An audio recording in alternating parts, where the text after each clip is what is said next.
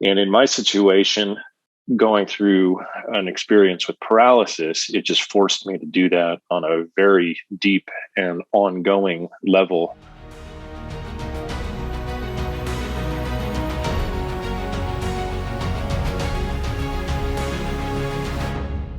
What is up, my friends? I am super excited to be here, Todd Jason. And today I have a very, very special guest. I am talking to Sam Morris. And before I kind of bring you on, Sam, I just want to share with everyone how we officially met. And we were social media friends. And, like many of us, we have all kinds of social media friends. And I had stumbled upon one of your posts and it moved me to the core. That I told you this, but I rarely read social media posts, brother. I don't. And yours just like grabbed me and I read the whole thing. And all I wrote in the comments was, wow. I wrote, wow, it was so powerful and raw and potent. And that started us connecting. One of our friends came and said, oh, you guys know each other, et cetera. So I just want to welcome you into the show, into this conversation. So good to have you here, brother. Thank you, Todd. It's great to be here. I'm really happy to be, in this connection right now. Me too, my brother. So I want to start out just by the best way to intro you is actually to read what is on your website. I hope that's okay. I didn't tell you I was going to do this, but I want to read what is on your website, which is Zen Warrior Training. That's what Sam does. He's the founder of this beautiful training and coaching company called Zen Warrior Training. I'm sure we're going to hear about it today.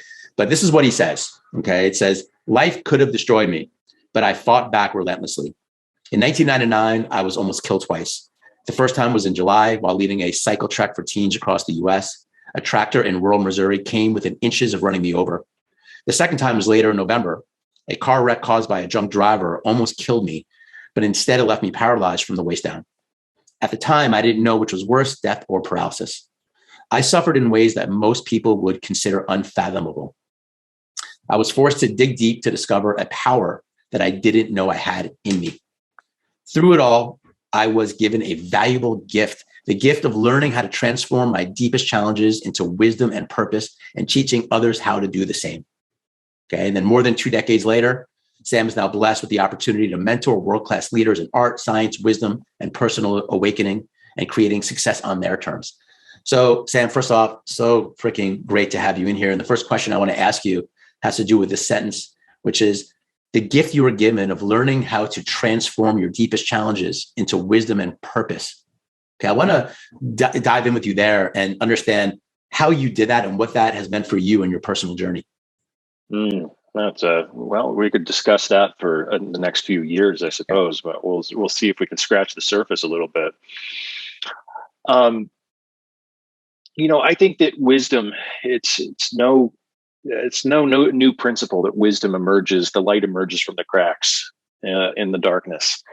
And that really the only way in which we can get to know ourselves on a truly deep level is to go through something profoundly challenging.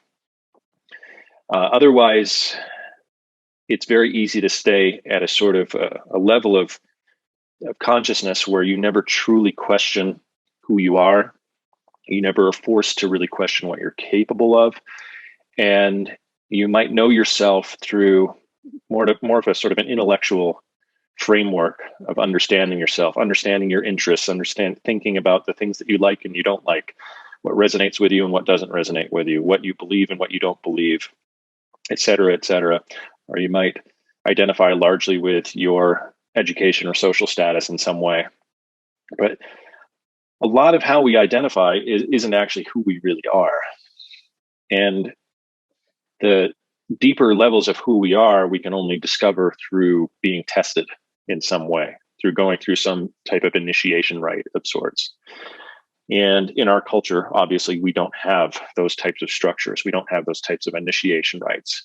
That is not something that is, going through a hazing at a frat house is not an initiation rite. It's just a stupid thing people do.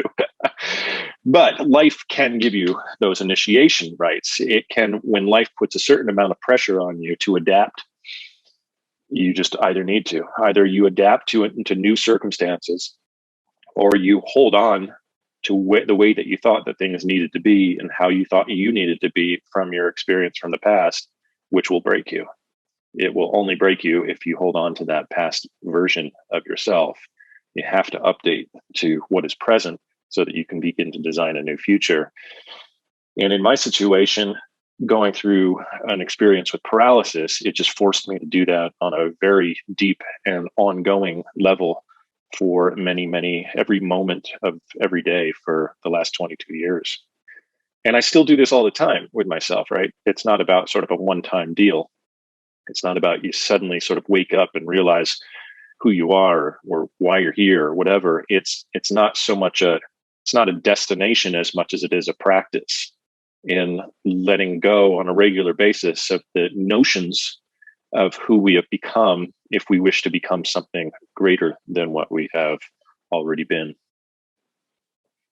In your journey, you have an extreme example in some way of, being put in situations where you were forced to deal with terrible circumstances physically, right? Losing your ability to walk at a young age, an athletic guy, boom. In that process, I mean, was it, talk to me about the process for you. Did you have those moments of, man, I can't do this, or I don't want to do this? And, did you meet that level of resistance? Because what I do want to understand from you is how you came to the other side and what your process actually is. But talk to us about the resistance that you met along the way. I met the resistance over and over and over and over again, over and over and over. It was, daily moments of feeling both, on the one hand, inspired at times when I had a certain amount of energy. I don't know if inspired is maybe the right word, but like, okay, I got this. And then moments of, oh my God, I so don't have this. I so don't have this. Next day, okay, moments of, okay, I got this. And then, a few hours later, oh God, I still don't have this. So a lot of back and forth of, bumping into my own limitations. And my own healing process took me down the road of somatic awareness. And for those who are unfamiliar with the term, it simply means the awareness of the body, the awareness of the consciousness of the body, and connecting through the entire body as a means by which to heal. So, of course, yoga is a somatic art and breath work is a somatic art. For me, it was a practice called continuum movement. And I studied continuum movement very deeply with the founder of continuum movement, whose name was Emily Conrad. She's since passed.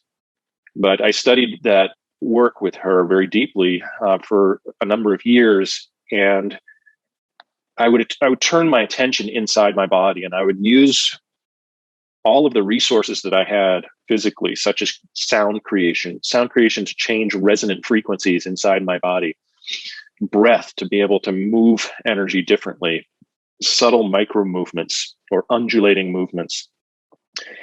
And the more I would do that, I would find myself reconnecting in a way, like, for example, after my injury happened, it almost looked like I was carrying a dead body around on my lower body. It was so frighteningly unfamiliar to have no sensation and no function in my lower body that it kind of looked like I was carrying a dead body around. So I had to reestablish those connections.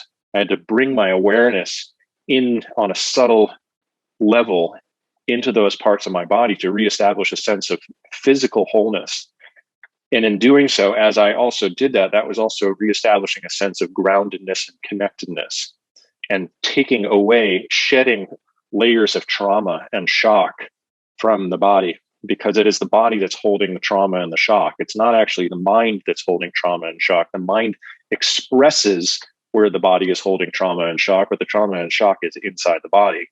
So working through the trauma and shock inside of the body both helped me, but it was over a long period of time that it helped me because it was such deep trauma. And at times it would wipe me out too, because I would go so deeply into that unconscious space inside of my body that my mind would just not be able to handle it, and I would just fall asleep. And I'd find myself waking up on the floor an hour later going, what just happened? Well, what happened was I drove my attention into trauma. The trauma then would overwhelm my attention and it would put me to sleep. And anyway, sort of a long-winded answer to your question, I guess.